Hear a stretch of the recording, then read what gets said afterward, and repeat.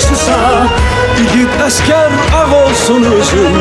Sağ ol desem az olur sana. Azad edip torpaqlarını Fərəh verdin millətinə.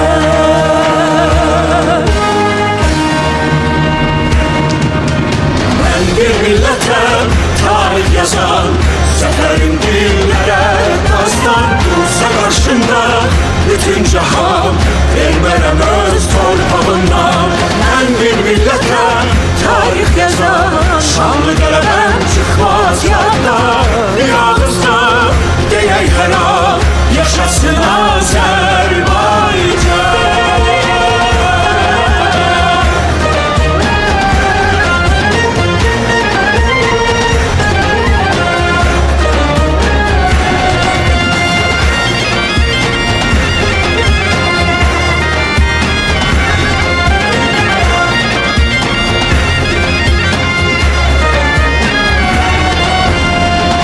Milletimiz ak yolcusu, hakkınızı dönen değil.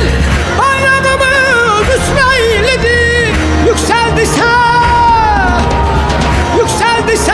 helal değil. Bu bayrakta ölmez ruhum. Hem geçmişti hem gelecek yurdumuzun.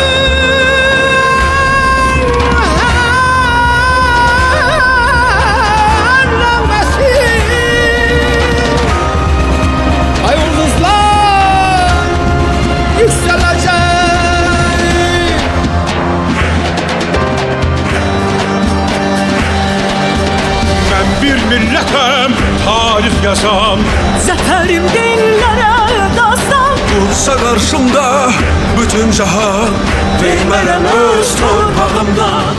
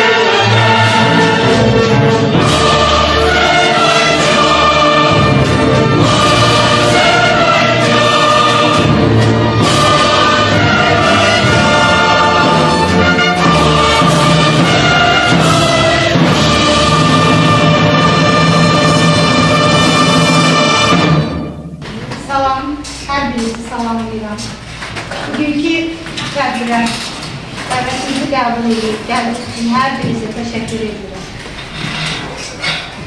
Vətən uğrunda canlar keçən şəhidlərimizə, döyüş meydanlarında qəhrəmanlıq göstərən qazilərimizə minnətdarıq. Bugünkü tədbirimiz, bugünkü bayramımız, sevincimiz.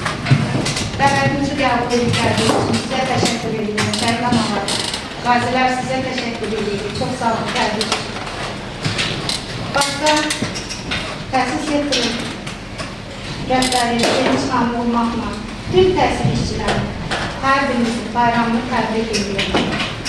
Tədbirdə iştirak edən uşaqlar, hər birinizin zəfər bayramınızı təbrik edirəm.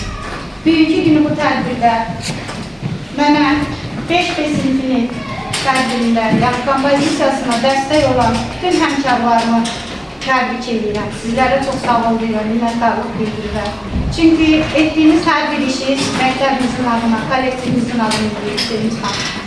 Və bu günləri sizə 5B-nin rəhbərlik etdiyim 5B sinifinin ifasında Xarı Bülbül Qopulu Zəfər bayramını təqdim edəcək və həmin kompozisiyada uşaqlarımızın ifasında siz sözlərini, nəfis mahnıları dinləyəsiniz və slaytları izləyəcəksiniz ki, sevə-sevə bu slaytları, sevə-sevə bu mahnıları biz kompozisiyamıza daxil etmişik ki, hər birinizin sözünü oxşaya bilər. Az da olsa hər birinizin yaramıza məlham ola bilər. Və sözümün sonunda məktəbin direktor səlahiyyətlərinin müvəqqəti icra edən Coşqun Sadıqova vermək istəyən direktorumuzda Coşqun müəllim, buyurun. Salam, hər birinizi məktəb komitəsindən xoş gəldiniz deyirəm. Qızıltan dəyəri vaxtınızı ayrıqləşməsinə təşəkkür edirəm və bizdən xoş ki, biz xalqın qalib nümayəndəsi bugün burada zəfərimizin 5-ci ildönümünü qeyd edirik. Burada əziyyət olan qazilərimizə Allahdan can sağlar, şəhidlərimizə Allahdan rəhmət edərəm. Allah hər bir ruhu şad eləsin, inşallah burada oturan gün balaları da gələcəkdə onların davamlısı layiqli olurlar. İndi isə sözü Təhsil Şöbəsinin müdiri Sevinç müəllim. Her zaman yaşadığımızın her bir anında minnettar olduğumuz, karşılarda baş eğdiğimiz şehit analarım, ağlayan her gün. Yaşadığımız günümüz ruhlarına, eyni zamanda onların bize emanet koyup gittiği ırklarına, lokmalarına, eslerine derin hürmet ve ehtiramımızı bildirdiğimiz şehit aileler, onların ruhları bugün şad olsun. Bugün müstəqil Azərbaycan Respublikası torpaqlarımızın azad olunmasının 5 illiyini qeyd edilir. Zəfərin 5 illiyi qeyd olunur. Bəli. Deyək ki, asan başa gəldi mi? Xeyr. Yüzlərlə igid Azərbaycan oğulları öz canlarını göz qısmadan vətən uğrunda, azadlığımız, suverenliyimiz, torpaqlarımızın azadlığı uğrunda, vətən sevgisi uğrunda qurban verdilər. Onlar bir məktəb, bir həyat bəxş edib getdilər bizə. Bəlkə də o vətənpərvərliklər olmasaydı, bugün bu azadlığa qovuşa bilməzdik. Bu anın, bu dəqiqənin hökmünü bugün burada qeyd edə bilməzdik. Möhtərəm Prezidentimizin apardığı uğurlu xarici və daxili siyasət nəticəsində müzəffər Ali Baş Komandanın göstərişə eyni zamanda şanlı ordumuzun şücaəti əsasında bəli, torpaqlarımız azad olundu. Bu azadlığı bugün yetişən gənc nəsil görür.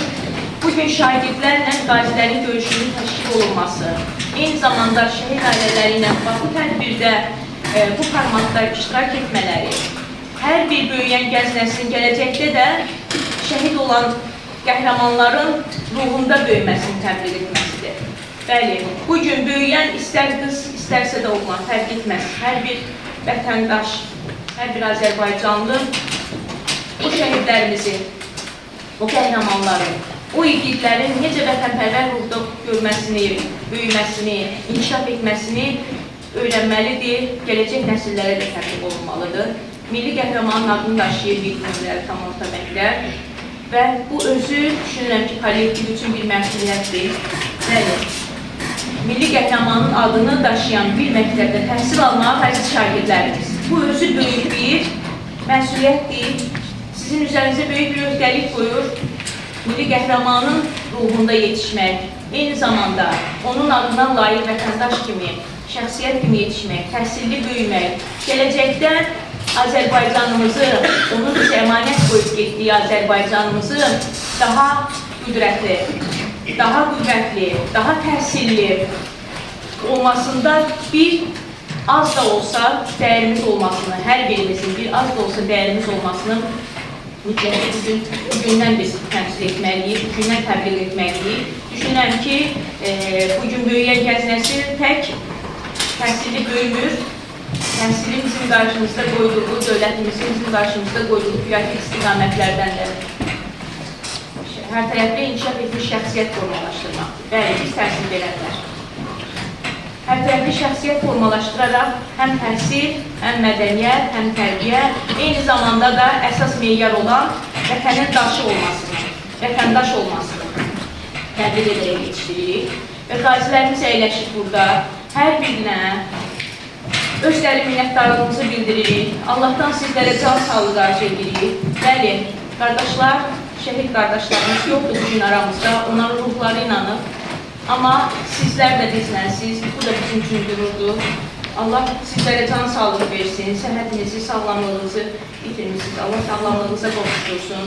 Minnətdarıq sizlərdən. Analarımızın qarşılarında baş əyirik, əllərindən öpürük. Bir daha qeyd edirəm, bundan sonra az və çox nə qədər yaşasaq da hər zaman sizə minnətdar olmaqla yaşayacaq. Var olun, Allah sizləri qorusun.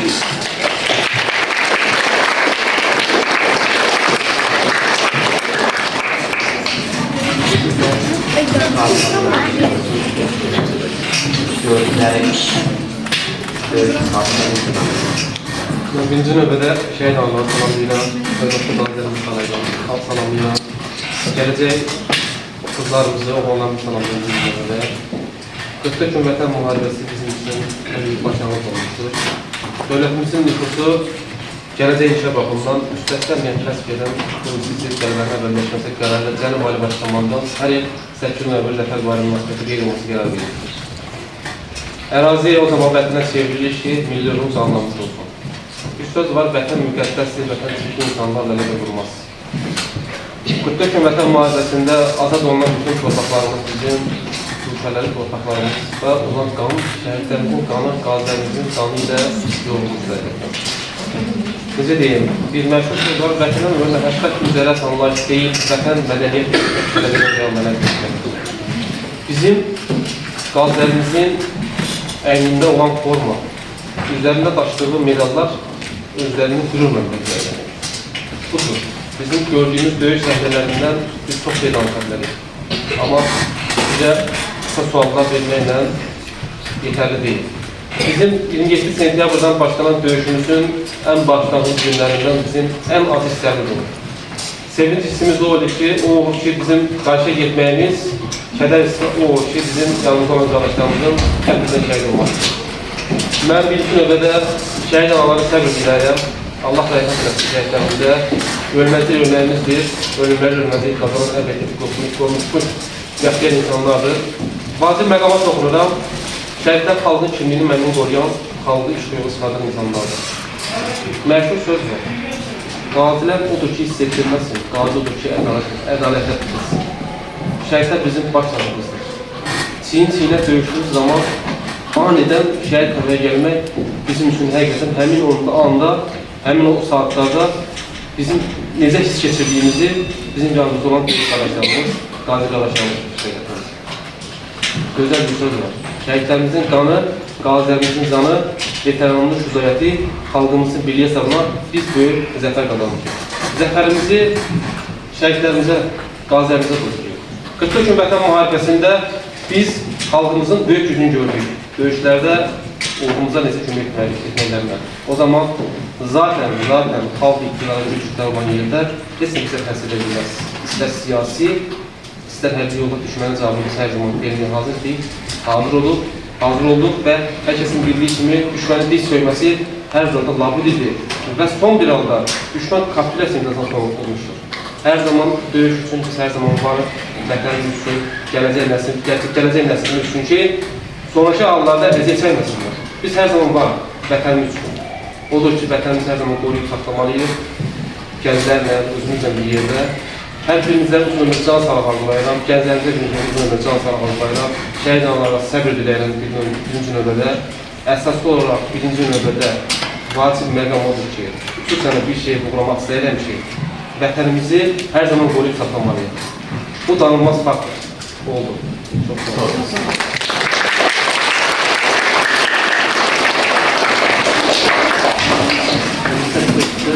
Ağaç meclisinde veriyoruz. Durumlar.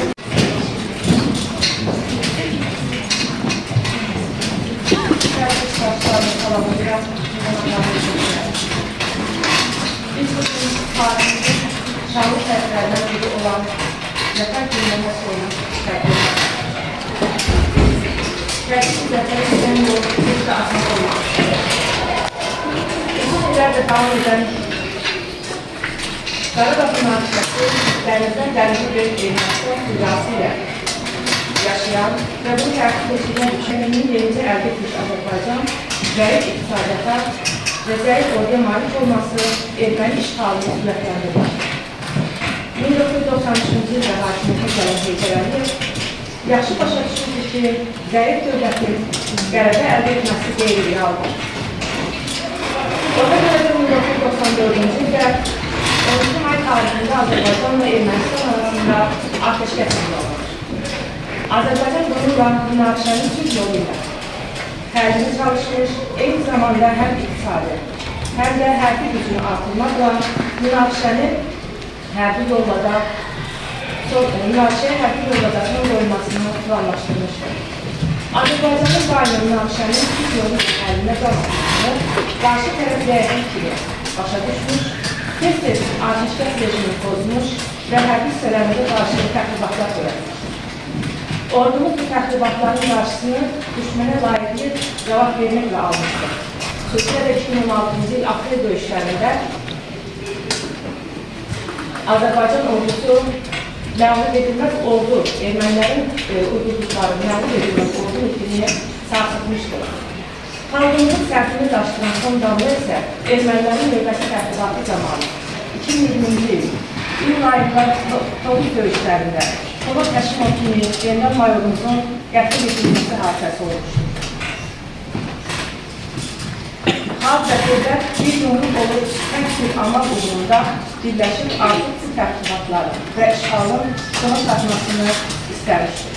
Nəticədə Ali Başkomandan İlham Əliyevin əmri ilə Azərbaycan ordusu əks hücuma keçərək 44 günlük Vətən müharibəsində hər bir igid, dillərə dastan olan böyük bir qəhrəmanlıq göstərmiş, 30 illik işğala son qoymuş, xalqımızın mənliyini, şərəfini geri qaytarmış.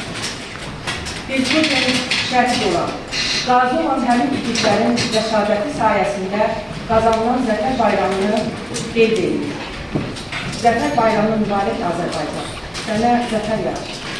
Teşekkür ederim.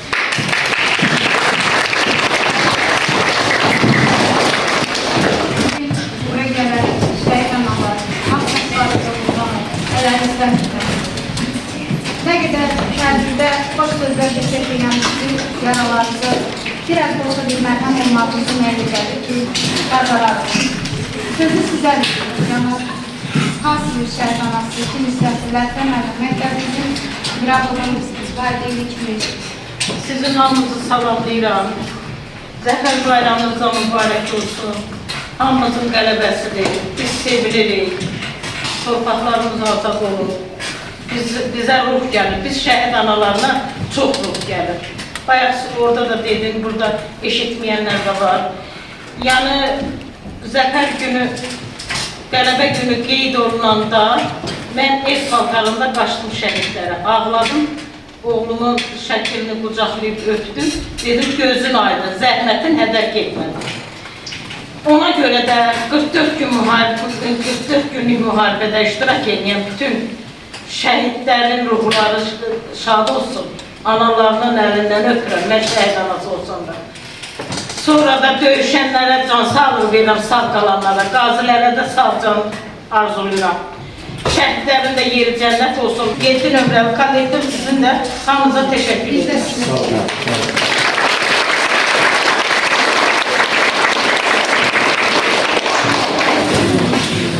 İndi isə icazənizlə 5 sinifin şagirdlərin ifasında tarix bilgi oxunub Zəfər kompozisiyasına baxmağa dəvət edirəm.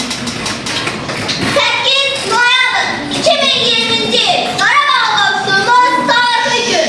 Bu büyük qələbə gündür. Şanlı tariximizə daxil olan zəfər gündür. Qarabağ münaqişəsinə xalqımızın zəfəri ilə vida qoyduğu gündür. Azərbaycan əskəri əsl qəhrəmanlıq, mərdlik, şücaət, rəşadət nümunəsi göstərdi.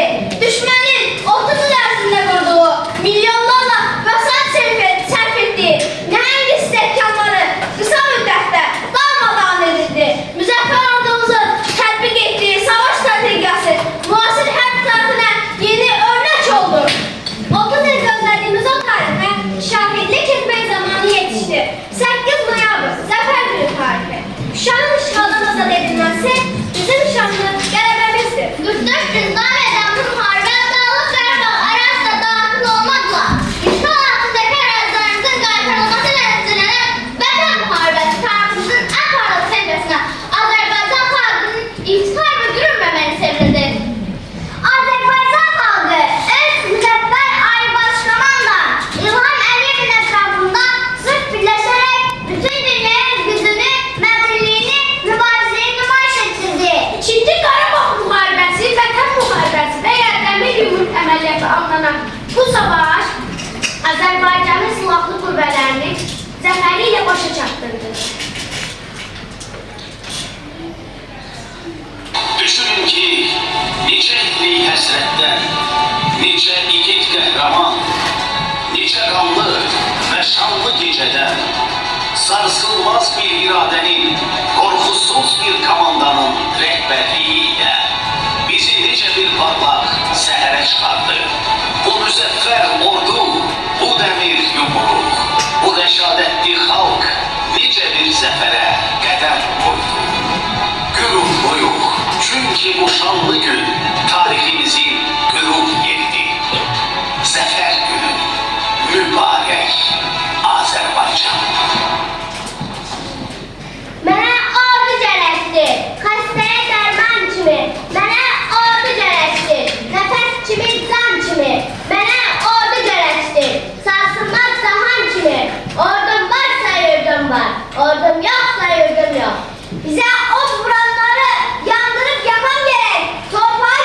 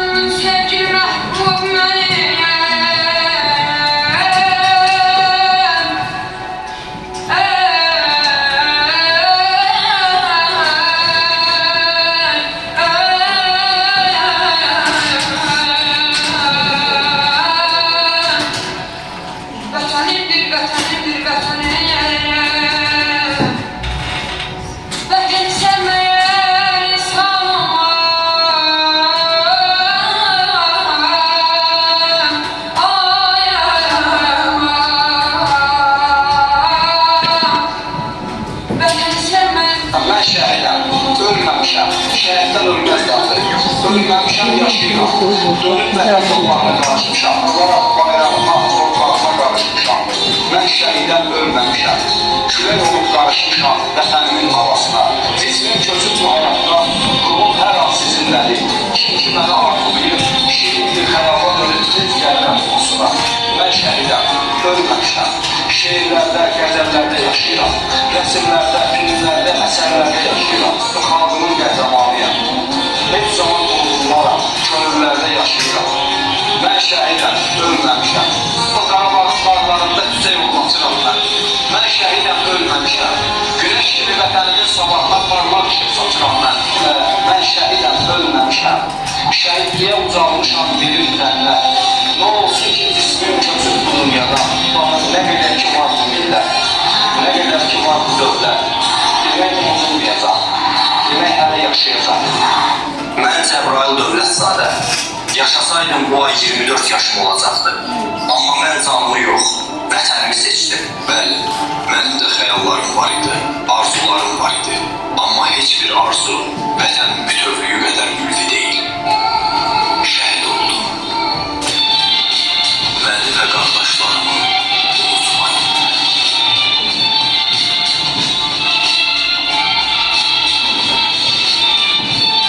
Əlana şükür olsun. Azərbaycan Silahlı Qüvvələrinin şəhid polkovnik leytenantı Həmlə Taborunun komandiri 16 oktyabr 2020-ci il tarixində Sulovuşan uğrunda gedən döyüşlərdə şəhadətə qovuşdu. İstədim ki, özümü sizə xatırladım. İllərlə sərq edib, qansız xalqım.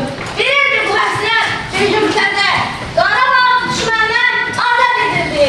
Azərbaycan, zəfər günün mübarək. Azərbaycan, zəfər günün mübarək. Azərbaycan, Azərbaycan, hər candan Quran ürək. Azad torpaq, azad vətən, azadlığı çox mübarək. Azad torpaq, azad vətən,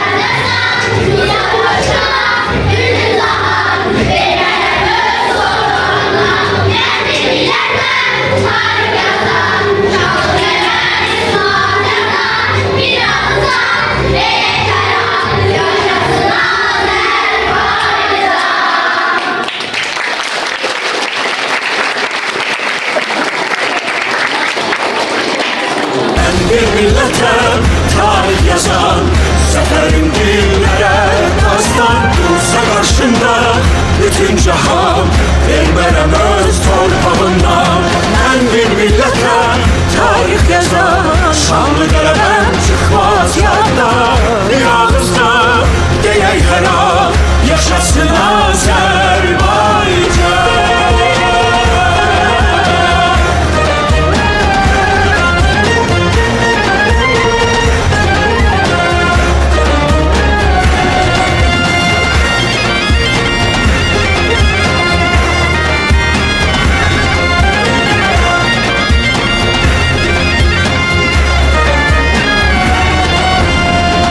Milletimiz ak yolcusu, hakkınızı dönen değil.